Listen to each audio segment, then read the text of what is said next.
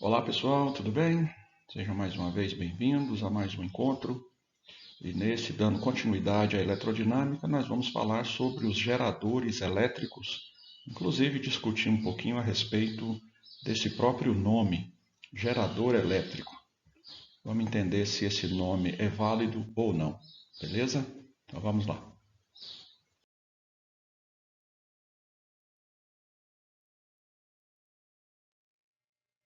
Muito bem, então para darmos a introdução ao estudo dos geradores elétricos, começamos pelo seu conceito, né?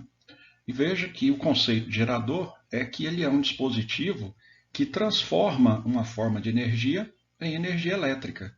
Então perceba que eu coloco em destaque aqui a palavra transforma, que vai em desacordo com a palavra gerador. Porque gerador significa, ao pé da letra, um elemento que cria algo, né? Que constrói, que produz, que fabrica. E o gerador em questão aqui, o gerador elétrico, ele não é um fabricante de energia elétrica, ele é um transformador, porque ele pega alguma modalidade de energia e a transforma em eletricidade. Então isso vai em desacordo com essa palavra. O gerador elétrico não deveria se chamar gerador, e sim transformador. Contudo, um outro equipamento tem o nome de transformador e que, na verdade, também não transforma nada. O transformador elétrico, o equipamento chamado transformador, a função dele é mudar o nível de intensidade da tensão elétrica que chega até ele. Por exemplo, chega a 220 volts e ele baixa para 110. Ou ele pode também fazer uma elevação na tensão, pode chegar a 110 e ele elevar para 220. Como acontece com o transformador no poste de energia, pode chegar em torno de 12.800 volts nele e ele baixa isso para 220, 360, 110, de acordo com a necessidade do local. Então, o transformador elétrico, ele não transforma, ele deveria se chamar um rebaixador elétrico, ou um rebaixador de tensão, ou um elevador de tensão. Enfim, algumas palavras acabam não condizendo com o seu verdadeiro significado em alguns equipamentos, principalmente na eletricidade, né? Mas enfim, aqui vamos então ver alguns exemplos de geradores elétricos, né? Começando aqui pelo gerador eletroquímico, né? São basicamente as pilhas e baterias que nós conhecemos aí no nosso dia a dia, as baterias dos veículos, bateria do celular, as pilhas que são usadas em N equipamentos, né? Todos têm em comum a capacidade de transformar energia química em energia elétrica, tá certo? Então, mais uma vez, um dispositivo de transformação de uma modalidade de energia em outra modalidade. Atentar, vamos chamar atenção para esses exemplos aqui de pilhas e baterias, que em particular deve-se ter um cuidado com o seu descarte em relação ao meio ambiente. Todos eles têm em comum, no seu interior, metais pesados, tá? Alguns elementos aí da tabela periódica que são extremamente prejudiciais ao meio ambiente. Então não se deve jogar, mesmo uma pilha comum, não se deve jogá-la no lixo doméstico que vai para o caminhão, que vai para o aterro sanitário. Tá certo? O que se deve fazer com isso? Deixa guardado e assim que você tiver a oportunidade, passar próximo de uma loja de celulares, de uma eletrônica, de manutenção de celulares, eles têm, pelo menos por lei, eles deveriam ter, né, como descartar isso corretamente, inclusive com encaminhamento para empresas de reciclagem desses materiais. Tá certo? Então pense nisso quando for jogar uma pilha aí no lixo comum. Aqui o gerador hidrelétrico, né? A maior matriz energética no Brasil, ela vem de uma matriz hidrelétrica, ou seja, a transformação da energia da água em eletricidade. Como assim energia da água? Na verdade, é a energia potencial gravitacional que a água acumula quando represada, tá certo? Essa imagem aqui pode ser a imagem que muitos têm na cabeça de uma usina hidrelétrica. Mas essa situação aqui é uma situação mais atípica que só acontece quando o reservatório está completamente cheio com possibilidade de transbordar parte da sua água.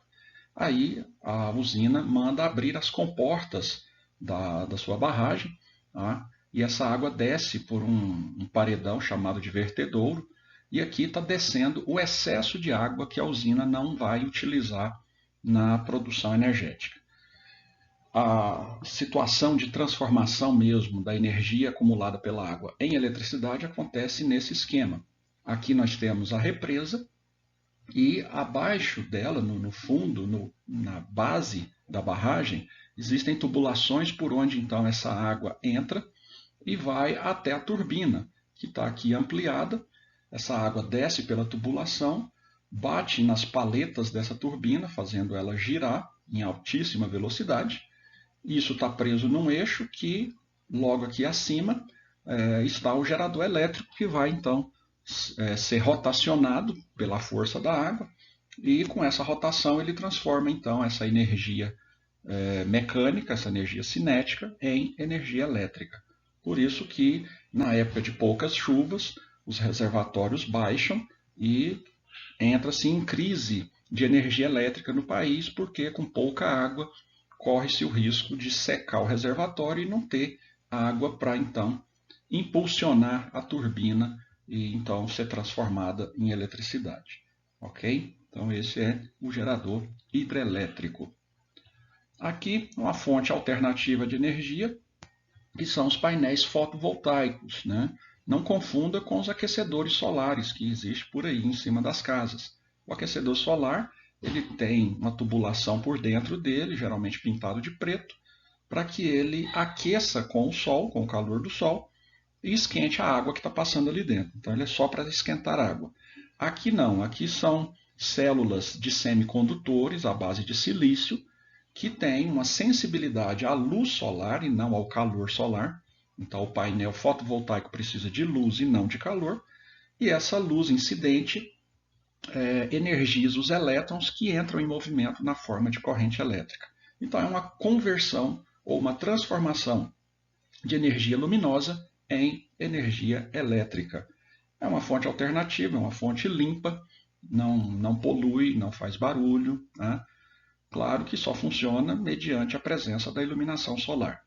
Então, se não tiver um banco de baterias, né, caso não tenha energia externa, é necessário que se tenha um banco de baterias para armazenar energia durante o dia para poder se usar à noite. Ok? Muito bem. Outra fonte alternativa, o gerador eólico. Tá? O gerador eólico depende do quê? Do vento. É como se fosse um catavento gigante. A força do vento faz essas pás girarem, que estão acopladas ao gerador elétrico. Isso de forma bem resumida, claro. A coisa é um pouco mais complexa que isso. Mas, em resumo, essas hélices giram com o vento, que fazem o gerador elétrico então girar e transformar a energia do vento em energia elétrica. Depende da região, tem que ser uma região rica em ventos, né, durante a maior parte do ano. E claro que se você tem vento à noite, ela vai produzir energia à noite. Então, qualquer hora do dia ou da noite que ventar, você tem produção elétrica, diferente do painel fotovoltaico, que não funciona à noite. Aqui, um motogerador, né, um gerador portátil que funciona à base de combustível, gasolina, óleo diesel, gás, álcool, né, como se fosse um pequeno motor aí, como fosse não, ele é um pequeno motor a combustão que, quando abastecido e funcionando, ele gira e faz o gerador elétrico então girar, transformando a energia mecânica do motor a combustão em eletricidade. Claro que a fonte dessa energia vem da energia química do combustível que está ali, tá certo? Esse é de pequeno porte, pode ser levado para qualquer lugar, então ele produz pouca energia em termos de potência, a potência dele é baixa, um desse tamanho aí mal daria para uma pequena residência, mas resolve em casos de emergência aí para suprir parte da energia quando falta energia da rua.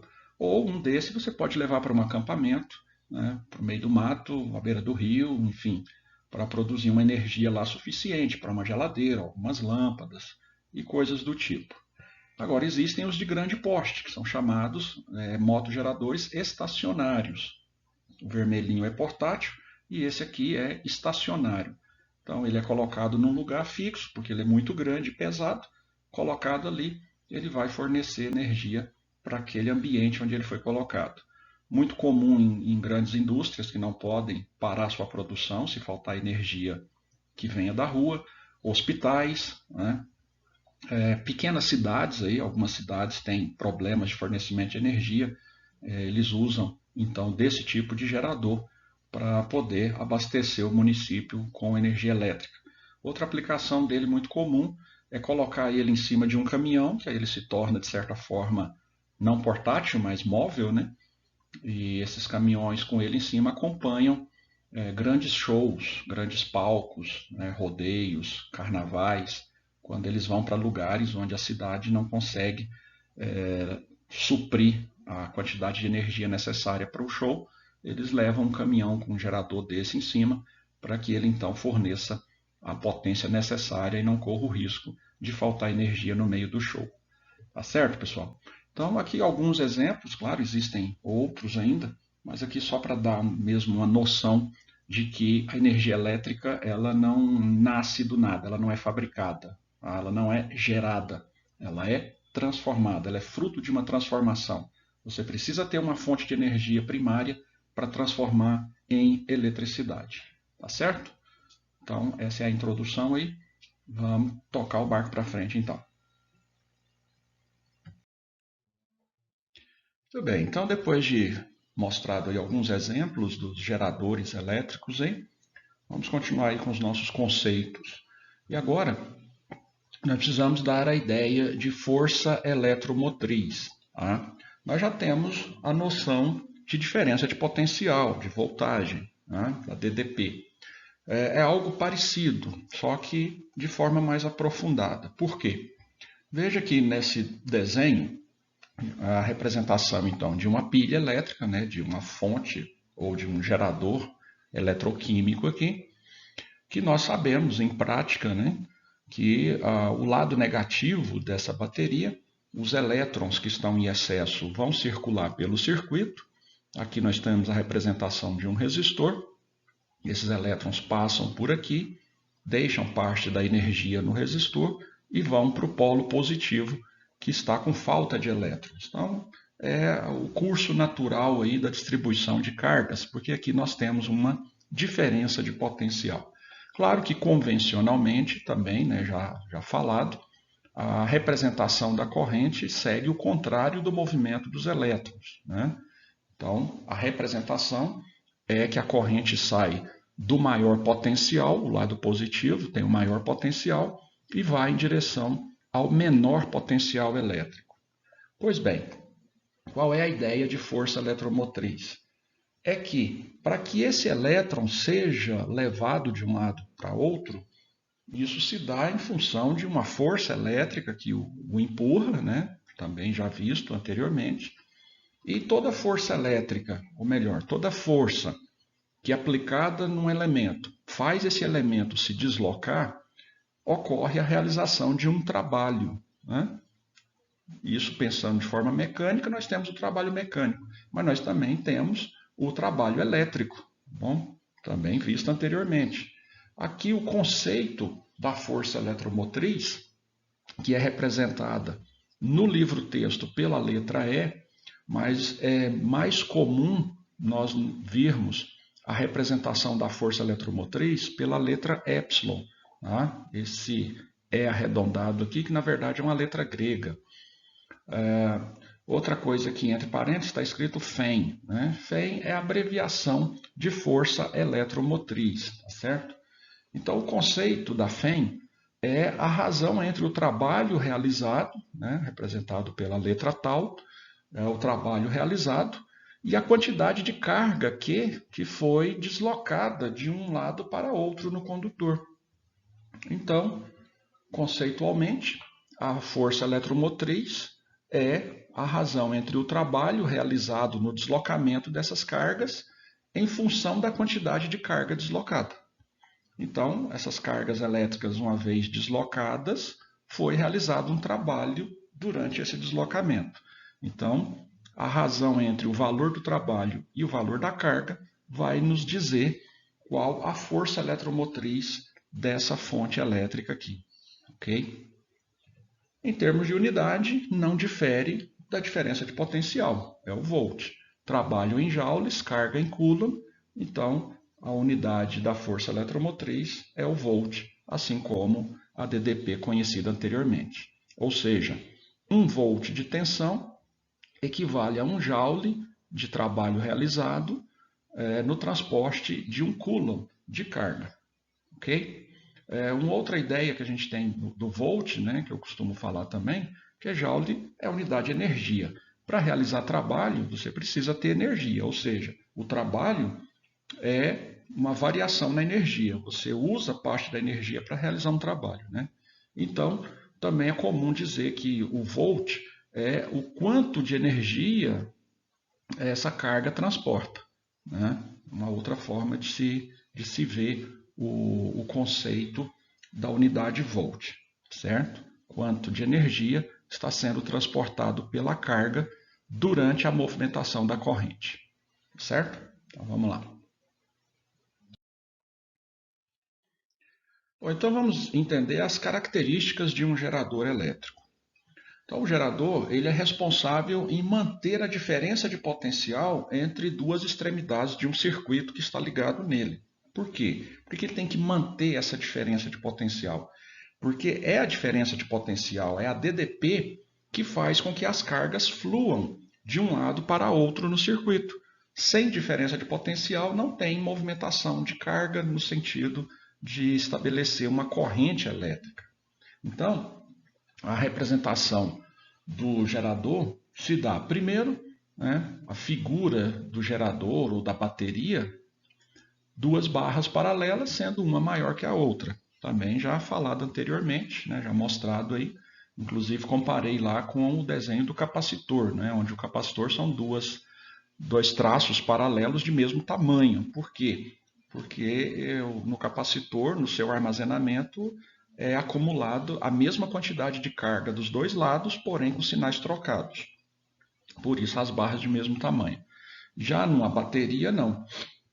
Existe uma diferença na quantidade de carga armazenada em cada um dos lados, onde justamente quando essa bateria está ligada a um circuito, ela busca igualar essa diferença de carga. Por isso, quando se fala que uma bateria ou uma pilha está descarregada, na verdade, o que ela fez foi transferir o excesso de carga que ela tinha de um lado para o outro lado, para o outro polo dela.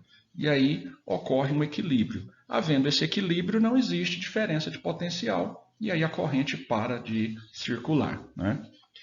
Então, a representação do gerador é essa, tá? A representação do que seria a bateria, e ainda agora temos que acrescentar um resistor independente dos resistores do circuito elétrico, tá? Isso aqui é chamado de um resistor interno ou de resistência interna, tanto que ele é representado pela letra R minúscula. Os resistores externos, né, que são acoplados formando o circuito, são representados por R maiúsculo, conforme já visto. E quando você vê um R minúsculo, entenda que ele representa a resistência interna de uma bateria. Como assim? Para que essa bateria libere as suas cargas e estabeleça a corrente elétrica no circuito, ela enfrenta uma resistência natural dela própria. Existe uma dificuldade, vamos dizer assim, para que ela coloque essas cargas em movimento no circuito. E isso é chamado de resistência interna. Isso é natural, não tem como eliminar isso. Não existe uma bateria perfeita no mundo, tá? Mas vocês vão ver em alguns problemas, alguns exercícios, que ele acaba considerando um chamado gerador ideal, que seria aquele que teria apenas a sua bateria para fornecer a energia ao circuito e ele não teria nenhuma perda de energia na hora do fornecimento, ele não teria nenhum gasto interno. Esse é chamado gerador ideal. Aí ele não tem esse Rzinho aqui, tá certo? Pois bem, Então, o que ocorre? Quando, veja, aqui nós temos a força eletromotriz, né? O epsilon. Se você olhar no livro-texto, ele está representado pela letra E. Eu não gosto, então eu mudei aqui e coloquei o epsilon, porque a maioria dos autores usam o epsilon. Por quê? Porque a letra E, primeiro ela já foi usada, né, no início do curso, representando campo elétrico. Segundo, mais tarde nós também vamos falar em energia elétrica, aliás, já foi falado anteriormente, mas aqui também, e energia elétrica também é representado pelo E maiúsculo. Então já temos um conflito aí de interesses, porque nós temos campo elétrico e energia elétrica que usam a letra E. E se a gente ainda colocar ela no uso da força eletromotriz, serão três grandezas diferentes nomeadas com o mesmo símbolo. Então por isso eu prefiro usar aqui a letra epsilon, tá certo? Mas fica a seu critério, tá? Lembrando que quando você for fazer seus exercícios propostos, se quiser usar a letra E maiúscula, não tem nenhum problema. Você não vai ser prejudicado por isso. Eu, particularmente, uso a letra epsilon. Então, o que acontece? Quando a bateria vai fornecer essa energia para o circuito, então, no que a corrente começa a movimentar, ela tem que passar pela resistência interna primeiro. Claro, essa resistência interna, gente, não é uma resistência que está lá presente, não. Isso aqui é a representação do comportamento natural da bateria. Tá? A própria dificuldade para que as cargas saiam dali, elas consomem parte da energia para sair de dentro da bateria e entrar no circuito. Mas, simbolicamente, é representado como se fosse um resistorzinho lá. Então, quando a corrente passa por esse suposto resistor, claro que toda vez que a corrente passa no resistor, ocorre o quê? Um consumo de energia, ocorre uma queda de tensão. Então, aqui está representado por UD.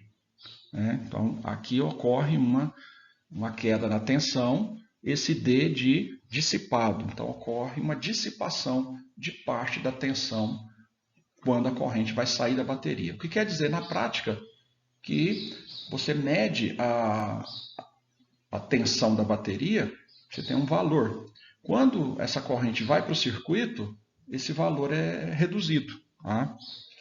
Geralmente é um valor pequeno, a perda aqui é pequena, mas existe. Então vai sempre ter uma diferençazinha aí entre o que a bateria oferece e entre o que vai ser aproveitado.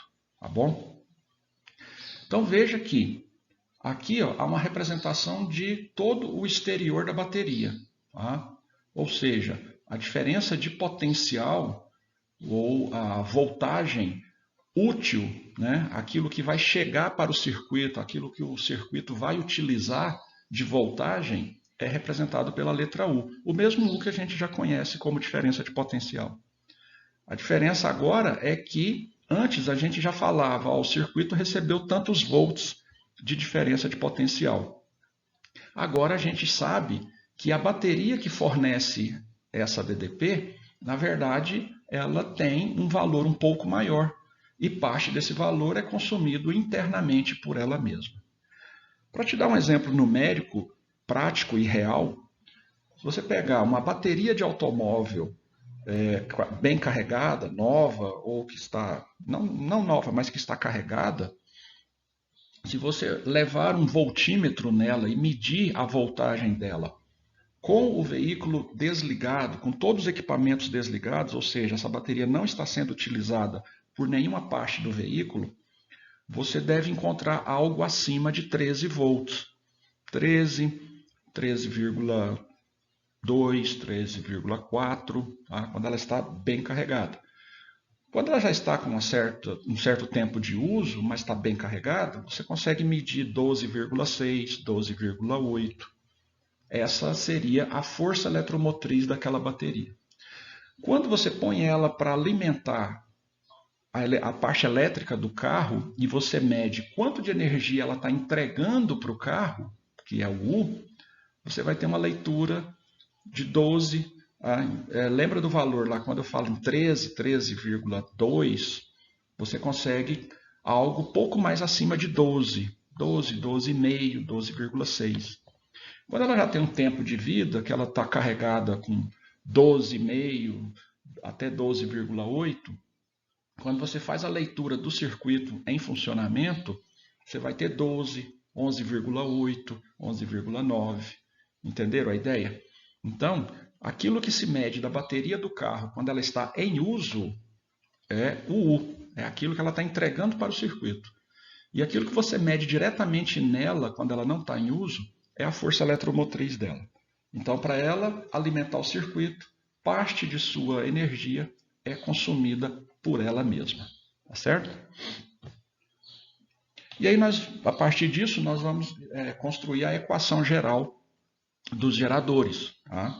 Que a gente está falando em valores, em consumo, em corrente, a gente precisa calcular o que está acontecendo. Então, veja, se nós pegarmos o U, que é a DDP entregue para o circuito, a bateria ela tinha uma força eletromotriz, né, o seu valor máximo, tá, menos aquilo que ela consome internamente. Tá? Então, o U, que vai ser entregue ao circuito, é a força eletromotriz Y menos a DDP dissipada, o D. Okay? Quem é o D? Né? Quanto de energia é dissipado internamente? O que é consumido numa resistência é o produto da resistência vezes a corrente que passa por ela. U igual a RI. É a lei de Ohm. Né? Só que aqui nós estamos calculando a tensão consumida internamente dentro da bateria. Substituindo o D aqui atrás, nós vamos ficar então com U igual a Y menos RI. Ou seja, a tensão que a bateria entrega ao circuito é igual à sua força eletromotriz menos o seu consumo interno, R vezes I. Então, essa é a equação geral dos geradores que nós vamos usar daqui para frente. Beleza? Então, vamos lá. Agora, vamos conhecer a curva característica de um gerador. Tá? Primeiro, partindo da equação geral, o que acontece? A primeira observação é que ela é uma equação do primeiro grau. Né? E aí vocês devem saber bem que uma equação do primeiro grau, quando se constrói um gráfico, a curva desse gráfico, na verdade, não é curva, é uma reta, não é mesmo? Mas é chamada de curva, enfim. Então, partindo dessa equação do primeiro grau, se nós já sabemos que o gráfico dela será uma reta, para construir uma reta, precisamos de 2 pontos. E aí, para ficar corretamente desenhado esse gráfico do gerador, nós vamos pegar 2 pontos, não 2 pontos quaisquer, mas vamos pegar 2 pontos extremos. Como assim? Veja, a força eletromotriz é fixo da bateria. A sua resistência interna também. Então, as nossas variáveis é a DDP, que é entregue ao circuito, e a corrente, que vai, claro, circular por esse circuito afora. Ou seja, o nosso X e Y, né? O nosso X é representado aqui pela corrente I e o nosso Y pela DDP U. Tá certo? Pois bem, quais seriam os extremos? Né? O primeiro extremo é colocar o gerador em curto-circuito. O que é colocar um gerador em curto-circuito? É dizer que a sua DDP, né, a sua DDP externa, é igual a zero. Como assim? É você pegar uma bateria que tem polo positivo e negativo e fazer uma conexão direta, pegar um fio e ligar diretamente o positivo ao negativo. Se alguém já teve a oportunidade de fazer ou de ver alguém fazendo isso numa bateria de carro, não é algo muito agradável para a bateria. Fechar um curto numa bateria, você vai ver soltar faísca em alguns pontos ali do contato. Se você pegar um fio direto e ligar nos polos da bateria, vai sair bastante faísca se essa bateria estiver carregada. Por quê? Porque quando você liga um fio direto, você está permitindo um fluxo máximo de corrente, ou seja, quando vocês lembrarem, quando a gente estudou resistores lá atrás, quando você liga um resistor numa fonte de energia, na bateria, o que acontece? O que o resistor faz? Ele oferece resistência à passagem da corrente, dos elétrons. Então, na verdade, ele determina qual o número máximo de elétrons que pode sair da bateria e passar por ele. Ele controla a corrente da bateria. Essa é uma das funções do resistor, né? É controlar, limitar qual é o valor da corrente que você quer que a bateria entregue ao circuito. Pois bem, se não tem resistência, não tem como controlar isso. É como abrir os portões, né? É deixar todo mundo sair. É como abrir uma porteira cheia de gado ali e deixar a boiada estourar e sair correndo. Ou seja, ligar um fio direto numa bateria, fechar um curto-circuito, significa dar caminho livre para todos os elétrons. É como se você forçasse a descarga rápida dessa bateria. Por que eu disse que isso não é muito bom para a bateria, não é muito saudável para ela? Porque as baterias não foram feitas, as pilhas não foram feitas como os capacitores. Os capacitores descarregam instantaneamente, descarrega de uma vez. Ele foi feito para isso. Ele não se prejudica com uma descarga instantânea. Já a bateria, sim. Ela foi feita para entregar de forma controlada, suave, contínua, o seu excesso de carga. Se você fechar um curto obrigando ela a descarregar de uma vez, ocorre um aquecimento muito grande no seu sistema interno. Se for uma bateria de carro, ela é feita de placas.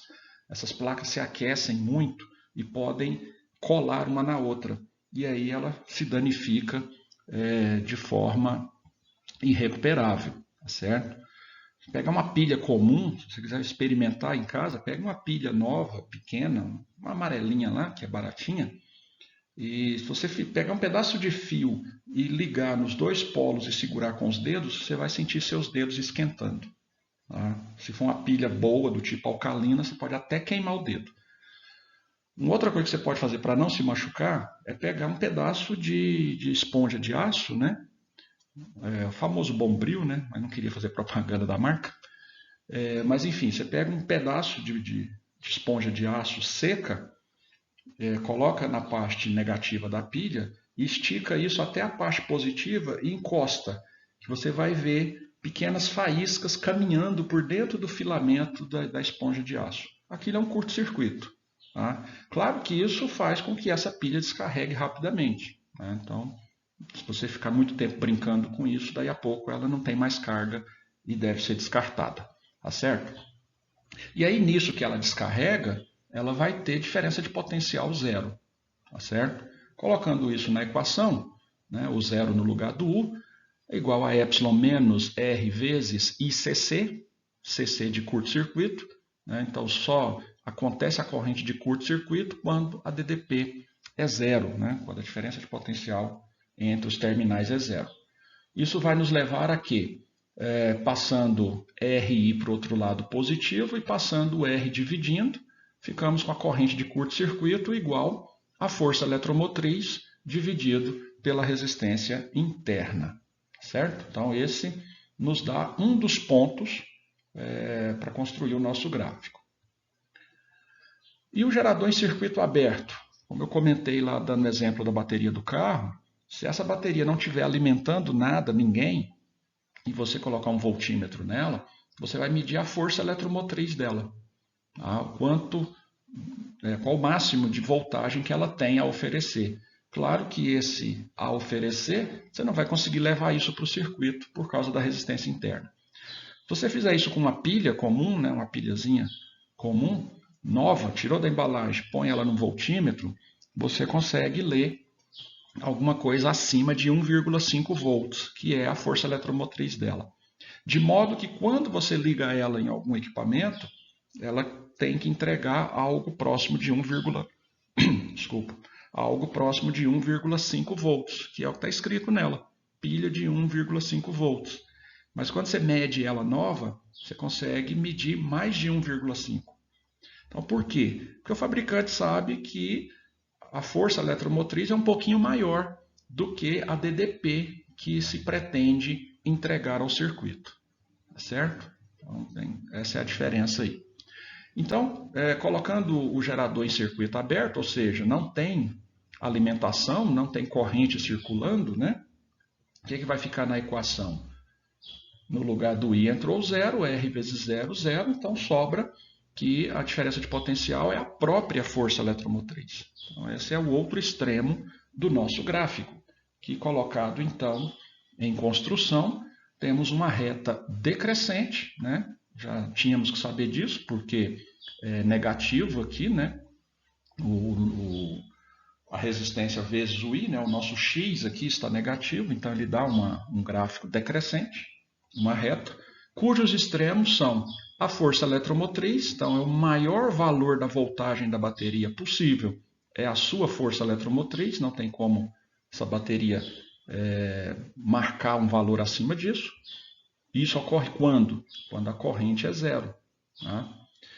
E o outro extremo é quando a DDP cai a zero. Por quê? Porque fechou-se um curto-circuito na bateria. Aí ela vai liberar o máximo de corrente que ela consegue, que é a sua corrente de curto-circuito, que na verdade não tem aproveitamento nenhum também. Né? Se você curto-circuitou a bateria, não tem como aproveitar essa corrente que ela vai liberar de uma vez. Né? Então, só lembrando, corrente curto-circuito, força eletromotriz sobre a resistência interna. Agora, quaisquer outros valores aqui em cima dessa reta, né? Ou seja, correntes abaixo do curto-circuito, tensões abaixo da força eletromotriz, aí são situações reais, funcionais para a nossa bateria. Claro que, por ser decrescente, quanto menor a corrente, né? Então, quanto menos carga essa bateria liberar, mais voltagem ela vai conseguir entregar com essa corrente pequena. E quanto mais corrente você exigir, quanto mais elétrons você precisar tirar de dentro dessa bateria, menos voltagem ela vai conseguir liberar para o circuito. Por quê? Quanto mais corrente, né, sair de dentro da bateria, mais energia vai ser consumida internamente. Ó. Quanto mais você exigir da bateria, mais ela vai se autoconsumir. Por isso sobra menos voltagem para o circuito. Okay? Então, na prática, quando se usa baterias, tem que se pensar de não sobrecarregá-la, né? Para que se tenha uma durabilidade maior, para que ela funcione por mais tempo, que ela tenha mais cargas para alimentar o seu circuito. Você não pode exigir que ela te entregue muita carga em pouco tempo. Tá certo? Então, essa é a curva característica do gerador. Bom, agora vamos analisar esse circuito e definir a chamada lei de Ohm-Poillet. Né? Por que Ohm-Poillet? É uma homenagem ao cientista alemão já citado anteriormente, né, o George Simon Ohm, né, o estudioso da resistência, e agora um físico francês chamado Claude Poillet. Tá? Viveram na mesma época, aí, entre o século XVIII e XIX, e estudaram juntos as correntes elétricas de circuitos simples. O que é um circuito simples? O circuito simples é um circuito fechado que não apresenta ligações paralelas, ou seja, ele não apresenta nós. Tá? Você tem uma bateria ligada a um resistor ou algum outro elemento elétrico e de volta à bateria, ou seja, a corrente faz um caminho único aí, a mesma corrente passando por todos os elementos ligados dentro desse circuito aí. Então, aqui nós temos a bateria com a sua força eletromotriz, a corrente que sai dela, claro, ocorre o seu consumo interno aí na resistência interna, e essa corrente aí vai então percorrer esse circuito aí, né, passando aqui por esse resistor externo aqui, ó. E aí o que a gente sabe? Que quando essa resistência é atravessada por essa corrente, ocorre aqui uma queda de tensão, um consumo. Mas aí perceba, nós temos aqui o ponto A, ligado diretamente no polo da bateria, e não tem mais nada a não ser o próprio resistor. Então podemos dizer que aqui embaixo nós temos o mesmo ponto A, tá? Porque considerado esse trecho aqui, não tem perda de energia. Assim como do outro lado, né, ligado no outro polo da bateria, está o ponto B, e aqui embaixo também vamos marcar como sendo o ponto B. Portanto, o nosso resistor vai ter um consumo, né, uma queda de tensão exatamente de valor U, né, estabelecido entre os pontos A e B. Então, com isso, o que a gente analisa? Pegando essa diferença de potencial entre os pontos A e B, nós podemos analisá-lo de duas formas. Usando a equação geral do gerador, né, exatamente a diferença de potencial nos seus extremos, nos seus polos, UAB, igual a sua força eletromotriz menos o seu consumo interno, Rzinho vezes I. Então, isso vai me dar essa diferença de potencial aqui, ó, UAB. Certo? Que nós falamos lá atrás. E o nosso resistor externo também vai ter um consumo UAB. Então, veja o que está acontecendo na verdade. A nossa bateria fornece ao circuito a diferença de potencial UAB. E quem é que consome isso? O nosso resistor externo aqui, o R. Então, tudo que a bateria entregou externamente, o nosso único resistor consumiu. Então, o que nós podemos dizer? Que o AB também é R vezes I, porque ele sozinho consumiu tudo que a bateria estava entregando ao circuito. Tá certo? E aí, a mesma UAB, né? Podemos igualar isso. Igualando, vai ficar R vezes I, que é a própria UAB, igual a epsilon menos Rzinho vezes I, que é a outra UAB. E aí, passando o menos Rzinho I para o outro lado, né? Então, esse carinha passa para o outro lado, positivo, R vezes I mais Rzinho vezes I igual a força eletromotriz.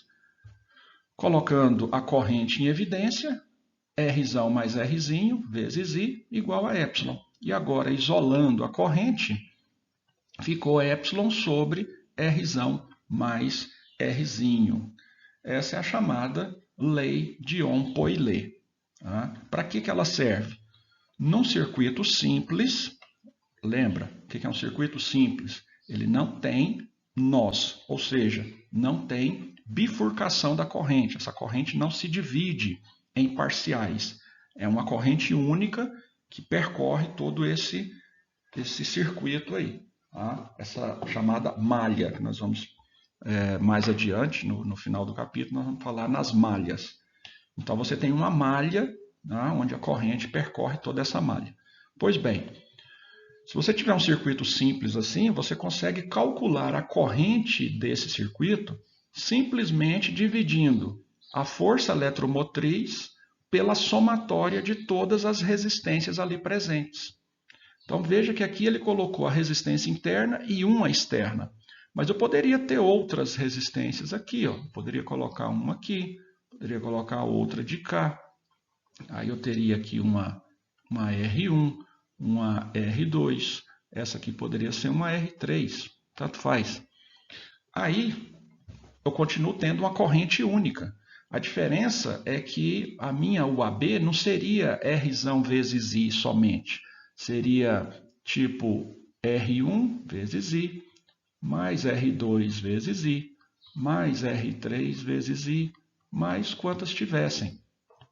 E essa somatória cairia aqui, ó.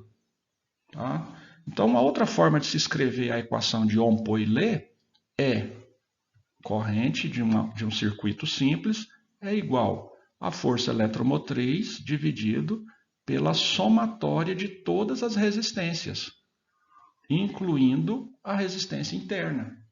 Tá? Então, não tem que ter só uma resistência externa. Pode ter várias, pode ter N resistências. Porém, todas têm que estar ligadas em série. Todas têm que estar num circuito único, uma malha única. Não pode ter ligação paralela. Senão, aí, a lei de Ohm-Poillet não tem como ser aplicada.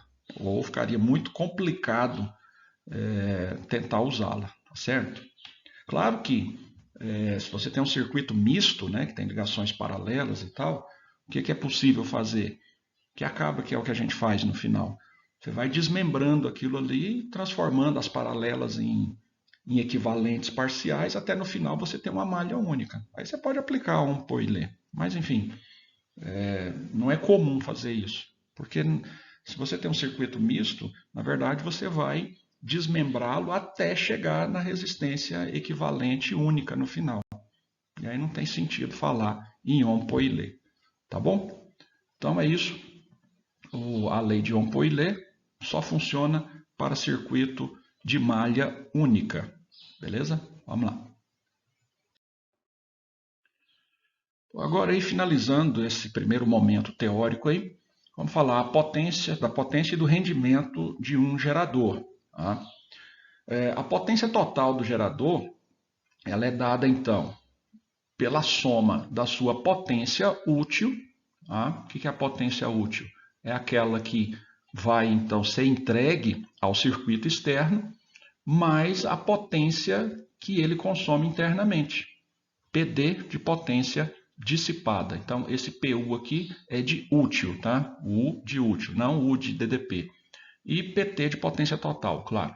Então, a potência total é a soma da potência útil mais a potência dissipada, aquela que não tem como ser aproveitada pelo circuito, porque ela é consumida dentro da bateria. O rendimento, representado pela letra eta, né?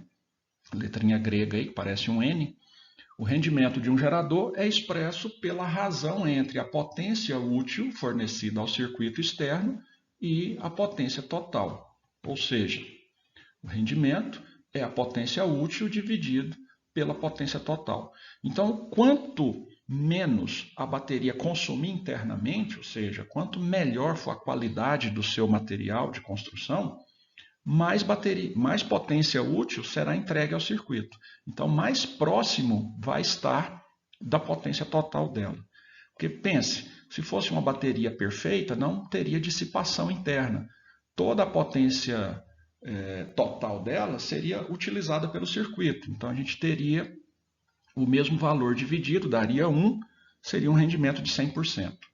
Então, quanto mais potência a bateria conseguir entregar para o circuito, né? Quanto mais próximo do seu valor total, da sua força eletromotriz, melhor será o rendimento dessa bateria.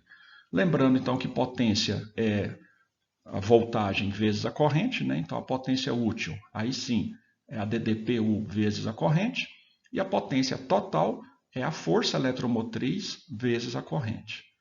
Daqui então a gente pode cancelar a corrente, sobrando rendimento como sendo a DDP dividido pela força eletromotriz. Então, eu não preciso necessariamente conhecer a corrente nem a própria potência da bateria.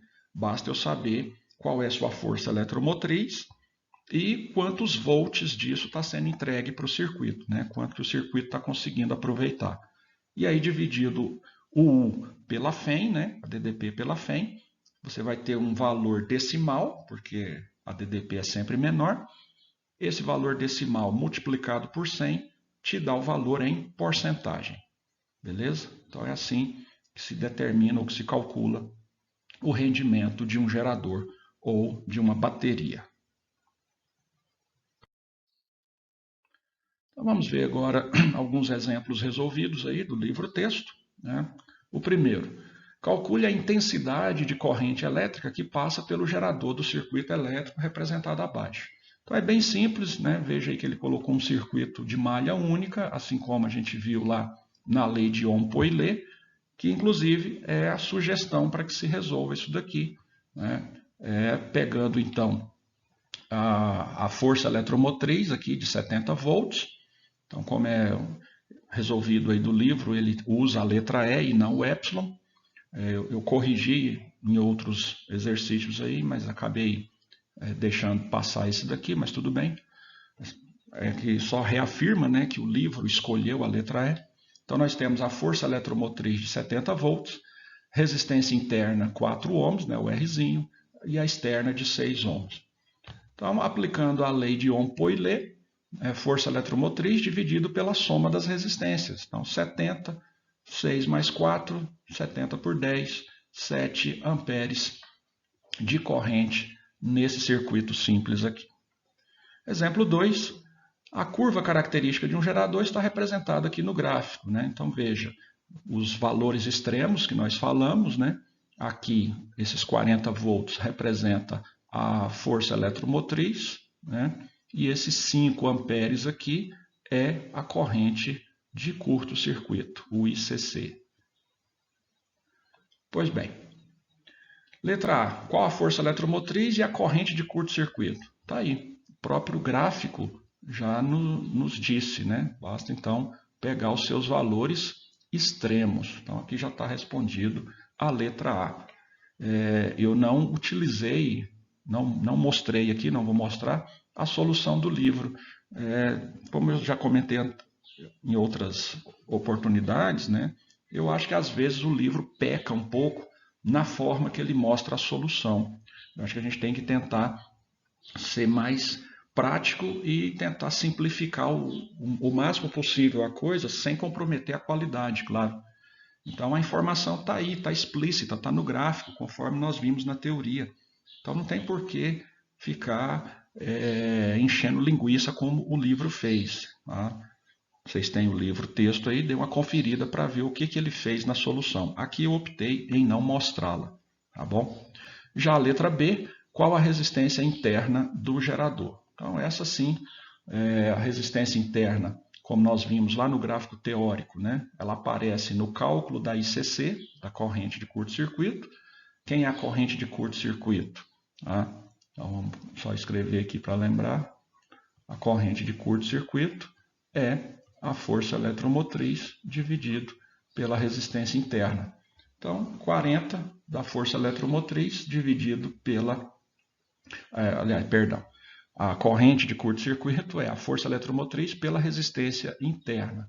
Daqui nós tiramos que R, né, passando, multiplicando, é igual à força eletromotriz dividido pela corrente de curto-circuito. Aí sim é a solução que o livro mostra. Força eletromotriz 40, corrente de curto-circuito 5. Então, resistência interna de 8 ohms. Tá bom? Exemplo 3, para fechar. Um gerador de força eletromotriz 20 volts, resistência interna 0,2 ohm, é ligado aos terminais de um resistor de resistência variável. Calcule a intensidade de corrente elétrica no circuito quando a resistência elétrica for de 0,6 ohm. Então, pela lei de Ohm-Poilet, a corrente, força eletromotriz pela soma das resistências, 20 dividido por 0,6 mais 0,2, 20 dividido por 0,8, 25 amperes de corrente. E letra B, qual a DDP nos terminais do gerador e seu rendimento para a resistência de 0,6 ohms? Então, a DDP, equação do gerador, força eletromotriz menos Rzinho I. Então, a DDP será 20, força eletromotriz, menos 0,2 de resistência interna, vezes a corrente de 25 amperes. 0,2 vezes 25 dá 5, 20 menos 5, diferença de potencial, então, de 15 volts. E o rendimento, né, como nós acabamos de ver, é a DDP pela força eletromotriz. 15 por 20, 0,75, multiplicado por 100, rendimento de 75%. Tá bom, pessoal? Então, aqui eu encerro esse encontro, tá bom? No próximo vídeo aí, a gente conclui essa parte aí proposta nesse módulo nosso aí. Então, vamos lá. Bye, bye.